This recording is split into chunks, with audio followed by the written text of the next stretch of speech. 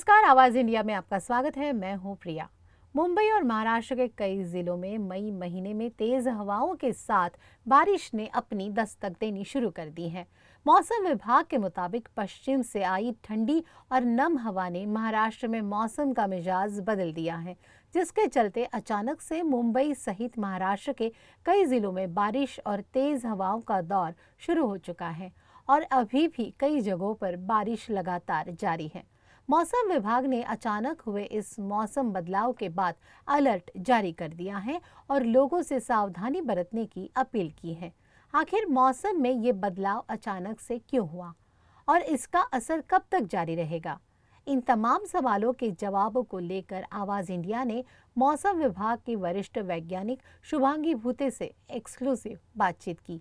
आइए सुनते हैं क्या कुछ कह रहा है मौसम विभाग। हमारे साथ है कुलाबा मौसम विभाग की हेड शुभांगी भूते जी। और मैम, पूरे भारत में कहने की जो है, चाहे उत्तर भारत की बात करें चाहे बिहार की बात करें, और भी महाराष्ट्र सहित पूरे भारत के कई जिलों में जो है बरसात हो रही है, बेमौसम बरसात हो रही है। और जैसे कि जानकारी मिली है कि दिल्ली वगैरह में भी जो है वहाँ पे एक बाढ़ की स्थिति पैदा हुई थी। और कल मुंबई में जो है बेमौसम बरसात के चलते जो है काफी तेज आंधी आई, हवा चली, काफी पेड़ उखड़ गए। और उसके अलावा जो है कई जो निचले इलाके वहाँ पे बाढ़ जैसी स्थिति उत्पन्न हो गई, लोगों के घरों में पानी तक घुस गया। और कहीं न कहीं मौसम विभाग ने कुछ येलो अलर्ट भी जारी किया था। तो आखिर इसकी वजह क्या है जो ये बेमौसम बरसात हो रही है मानसून से पहले, इसकी वजह क्या आखिर में? एक साइक्लोनिक सर्कुलेशन था, वेस्टर्न डिस्टर्बेंस से था। उसका एक्सटेंशन बहुत नीचे तक 1.5 किलोमीटर जो आया था, जिसके चलते हमारे यहाँ पे कोंकण, मध्य महाराष्ट्र, मराठवाड़ा के कुछ जिलों में थंडरस्टॉर्म भी हुए हैं, हेलस्टॉर्म भी हुआ है और मुंबई में बारिश भी हुई है। कल बारिश भी हुई है और उसके पहले वाले दिन 7 तारीख को हम लोगों ने देखा, 6 तारीख को भी देखा कि मुंबई में थंडरस्टॉर्म भी हुए। ये साइक्लोनिक सर्कुलेशन है जिसका एक्सटेंशन बहुत नीचे तक आ गया था, इसके चलते बारिश और ये मौसम हमें देखने को मिला। जैसे कल मुंबई में बरसात हुई तो बेमौसम बरसात के चलते लोग काफी दिक्कतों का सामना करना पड़ा। और कल जैसे खबर मिलेगी, कल जो है जानकारी मिलेगी, येलो अलर्ट भी जारी किया गया था कल तक के लिए। और उसके अलावा मुंबई के अलावा जो महाराष्ट्र के और कई जिलों में अभी भी जो है अलर्ट जारी कि वहाँ पे बरसात होने का अनुमान है। जैसे मुंबई से सटा जो थाना है और जो पालघर का एरिया, उसके अलावा जो और भी दूसरे जिले हैं वहाँ पे भी बरसात होने का अनुमान है। उसके बारे में क्या कुछ बताएंगे? येलो अलर्ट हम लोगों ने कल और आज के लिए कुछ महाराष्ट्र के कुछ जिलों में दिया है, जैसे कि घाट रीजन है मध्य महाराष्ट्र का, कुछ मराठवाड़ा के रीजन है जहाँ पे थंडरस्टॉर्म आज भी होने की संभावना है। साथ में 30 से 30-40 kmph के तेज हवाएं बहने की संभावना है। आइसोलेटेड जगह पे अगर हुआ तो हेलस्टॉर्म भी होने की संभावना है। इसके चलते ही हम लोगों ने येलो अलर्ट जारी किया है, लेकिन येलो अलर्ट आज और कल के लिए है। यानी जो येलो अलर्ट है आज और कल तक के लिए, उसके बाद जो है जैसे सामान्य मौसम रहता है वो मौसम ऐसा हो जाएगा।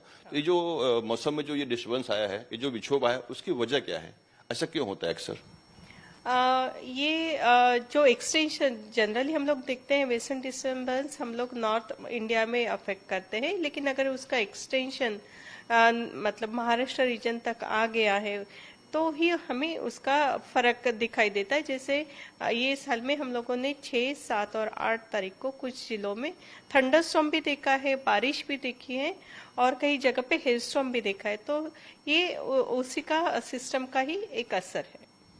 अब जैसे बरसात हुई है और एक गर्मी का मौसम चल रहा है, तो कल तक का अलर्ट है। कल के बाद जो है क्या गर्मी का जो ये मिजाज है वो बढ़ेगा? लोगों को कुछ दिक्कतों का सामना करना पड़ सकता है उसके बाद?